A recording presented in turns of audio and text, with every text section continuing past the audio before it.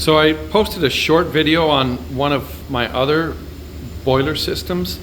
This system is serves a lot bigger property, about 16 units in 2 buildings. It's actually piped under the ground to go up to the next building. This system it has a return system where the other boiler only feeds the radiators with steam, and then they have the little steam vents on them. So this actually used to heat the hot water tank up there. It had tubes that went through it that would have gave you hot water while you run the boiler, and then in the summertime you would have had to shovel coal into a small hot water heating system. This boiler has a lot of sections in it, a lot of valves, a lot of electronic low water cutoff, high pressure cutoff. Old boilers operate on about 2-3 psi of pressure. But yeah, these are some big old steam pipes that feed the whole system. You have a concrete floor about 10 inches thick in case there would have been a fire or an explosion to contain the system. Also, this room here, that little cover over there would have been a little chute where the trucks would have trucks or mule carts would have came and delivered the coal to the old system. There's a lot of safeties and control boxes. This is electronic low water control box. There's more controls on here. This is your original low water cutoff. It's actually a little float that floats up and down, so if the water goes down below, it's kind of like a toilet float. It'll cut it off.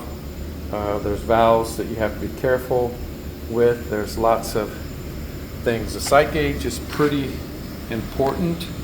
These little bars are to protect it because it's glass. These valves would turn it off to isolate it.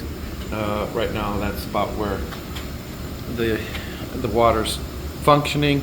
So one of the maintenance things with the boiler is to bleed this because it gets sediment in here. I'm going to show you what happens when you blow the water out of here. The water will go down and the boiler cuts off. Okay. It goes into a vacuum right away too. Anytime a boiler shuts off, it goes into a vacuum. Now that water is going to come back up to its level and the boiler will cut back on.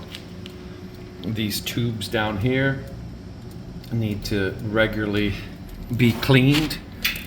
Let's see what it looks like when this guy fires up here.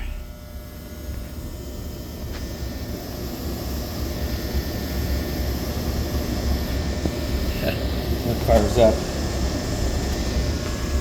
your gas bill goes way up, for starters.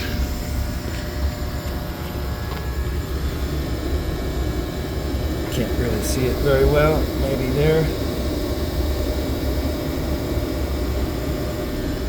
Each one of those are over the section of the boiler, which I have some extra sections from another building we tore out.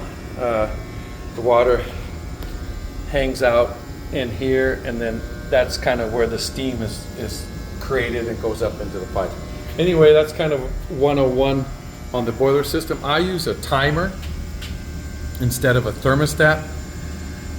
Thermostats will have a tendency of overrunning the boiler and then having it shut on and shut off. So with a timer, I usually put hour 15 segments, depending on the temperature, outside temperature, obviously more when it's really cold and less when it's not. So generally in season, I have to come here about 3 or 4 times a day.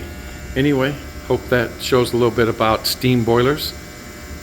Really different than hot water boilers, and stay warm for the season.